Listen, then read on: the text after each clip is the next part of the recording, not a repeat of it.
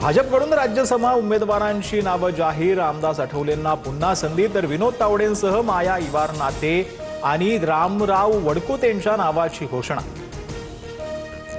शिंदेच्या Davos दौऱ्यावेळेला Eknath शिंदेंचं विमान पाडू अशी धमकी इराकनं दिली होती. विना परवानगी विमान देशात गेल्यानं पाडण्याचा इशारा.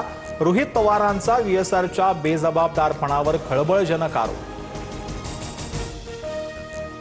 अजित पवारांच्या विमान अपघाताआधी काही लोक रेकी करायला आले होते असं लोकांचं म्हणणं. खरंच रेकी झाली होती का? सीबीआय सीआयडीनं याचा तपास करावा, रोहित पवारांची मागणी. रोहित पवारांनी मातोश्रीवर उद्धव ठाकरेंची भेट घेतली. अजित पवारांच्या अपघाताबाबत ठाकरेंसोबत 45 मिनिटं चर्चा. अपघात तपासा संदर्भात संसदेत आवाज उठवण्याची विनंती.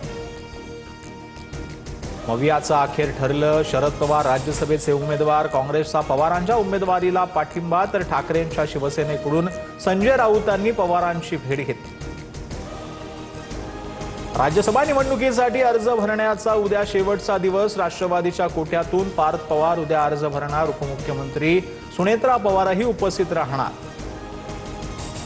शिंदेच्या शिवसेनेकडून राज्यसभेसाठी राहुल शेवाळेंचं नाव निश्चित. उपमुख्यमंत्री शिंदेच्या नंदनवन निवासस्थानी बैठक संपन्न. बैठकीत शेवाळेंच्या नावावर शिक्कामोर्तब. बिहारमध्ये खांदेपालट होणार. बिहारचे मुख्यमंत्री नितीश कुमार राज्यसभेवर जाण्याची शक्यता. बिहारमध्ये भाजपचा मुख्यमंत्री होणार असल्याच्या चर्चा, तर पुत्र निशांत कुमार यांची उपमुख्यमंत्रीपदी वर्णी लागण्याची शक्यता. तुम्ही बाप का काढला? भाजपचे आमदार सचिन कल्याण शेट्टींची भास्कर जाधवांसोबत बाचाबाची. विधिमंडळ परिसरामध्ये दोघांमध्ये वाद. बोलताना भास्कर जाधवांची जीभ घसरली. ठाकरेंची शिवसेना आणि मनसेतील नाराजीवर पडदा. प्रभाग समिती निवडणुकीत ठाकरे बंधूंचा एकत्र लढण्याचा निर्णय. स्वीकृत नगरसेवक पदावरून नाराज असलेल्या मनसेला प्रभाग समिती अध्यक्षपदासाठी उमेदवार. आखाती देशात अडकलेल्या नागरिकांना परत आणण्यासाठी प्रयत्न सुरू. महाराष्ट्रातील नागरिकांसाठी विशेष विमानाची व्यवस्था. विधान परिषदेत मुख्यमंत्री फडणवीसांची माहिती. मुर्चीच्या सामुद्रधुनीतून केवळ चीनच्या जहाजांना प्रवेश. इराणकडून चीनच्या जहाजांना सोडण्यास परवानगी. चीन वगळता इतर देशांच्या जहाजांना इराणी सैन्य लक्ष्य करणार. अमेरिकन नेव्ही होर्मुझच्या सामुद्रधुनीतून जाणाऱ्या तेल जहाजांना संरक्षण देणार. इराणच्या भूमिकेनंतर डोनाल्ड ट्रम्प यांचं ट्विट.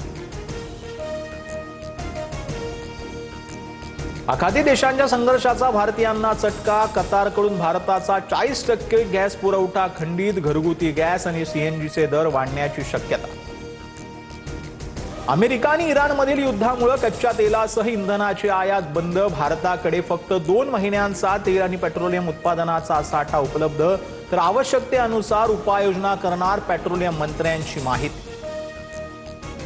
छत्रपती संभाजीनगरसह रत्नागिरी, जालना, अमरावतीतील पेट्रोल पंपावर वाहनधारकांची मोठी गर्दी.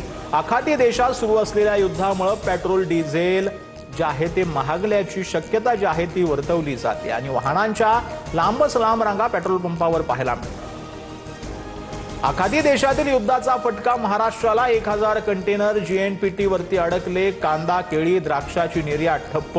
60% कृषी व्यापारावरती परिणाम.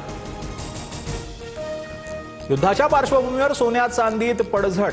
सोनं 6000 तर चांदी 23,000 स्वस्त. सोन्याचे दर 34 दिवसात 14,000 पडले, तर चांदी एका दिवसात 23,000 रुपयांनी स्वस्त.